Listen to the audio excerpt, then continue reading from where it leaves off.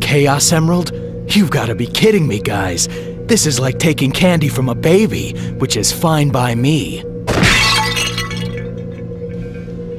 Shadow the Hedgehog released in November 2005, which means as of November 2025, this game is 20 years old. It marks the first time ever that Shadow is the standalone main character of his own title.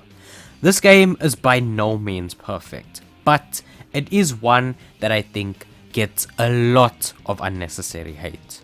In fact, I think we should all take that hate, all of the hate that this game gets, double it and send it to Sonic the Hedgehog 2006 instead. Because that's a game that deserves all the hate. All of the hate. Take it, give it to Sonic 06. Because I remember seeing Sonic 06 get defenders all over. Like, this game has absolute keyboard warriors defending it compared to Shadow 05. So when I played 06 for the first time, going into it, I was thinking maybe it won't be so bad, but because, you know, I've heard bad things about it, I never got a chance to play it. But then, you know, I did get a chance to play it. So when I did play it, I was thinking maybe this is not going to be so bad because I've seen, you know, so many people defending it. But it was actually way, way, way worse than I thought it would be. That's the original 06, by the way. No mods and stuff included.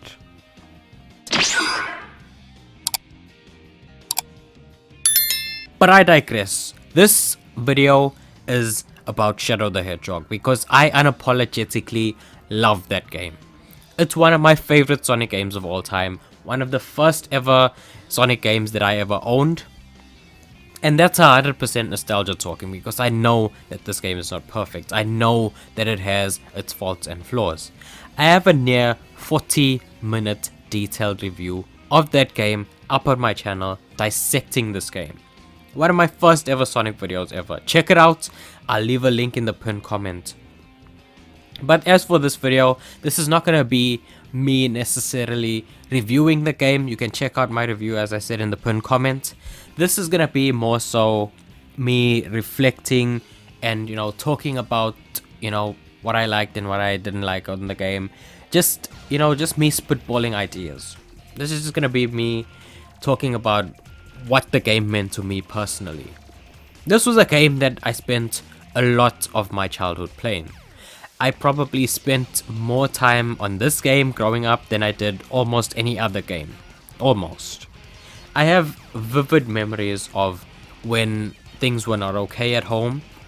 I would go find a little corner, set up my PlayStation and TV and stuff, and, you know, just get lost and, you know, block out the outside world, block out everything that was going on around me. So for me, that's a priceless thing, which is why I can never hate this game. This game provided me with, you know, that protective blanket. And, you know, it gave me an escape. So I can't hate this game. I know its story is a jumbled up mess and the dialogue can be cringe, but it was the 2000s and, you know, I found it cool and edgy as a kid. And, you know, now as an adult, I can laugh about it, but it still kind of is still cool to me. Maybe that's nostalgia talking.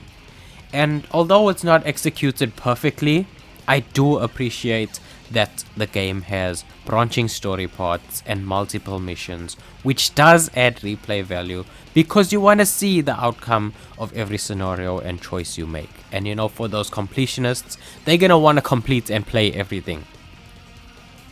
I always tell people to think of these missions like their own pocket universe or some alternate dimension or something.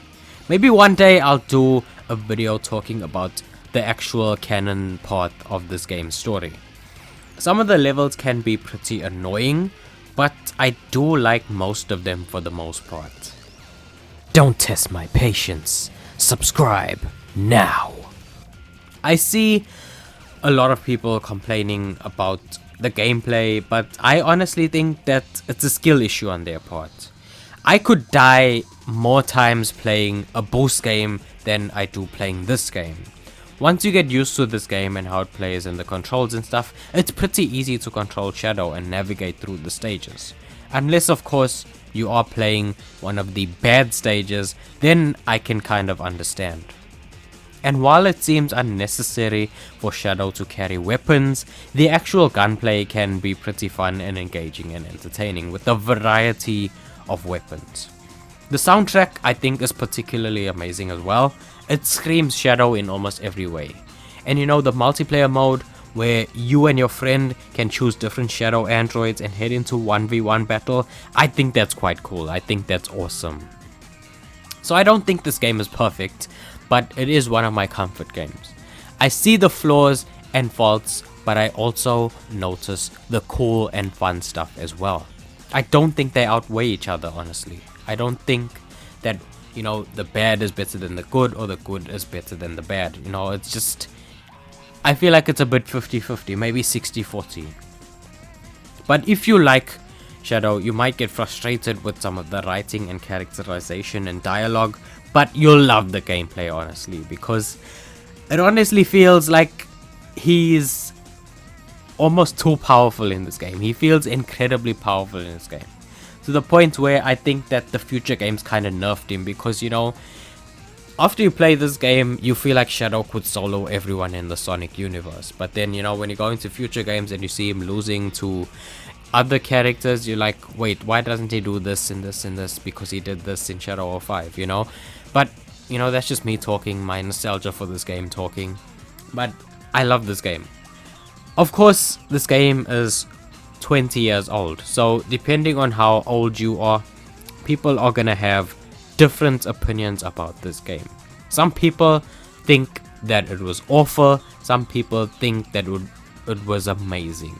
For me, I can say that I'm somewhere in the middle, but it was there for me when I needed something to distract me from a lot of bad things that are going on around me as a child.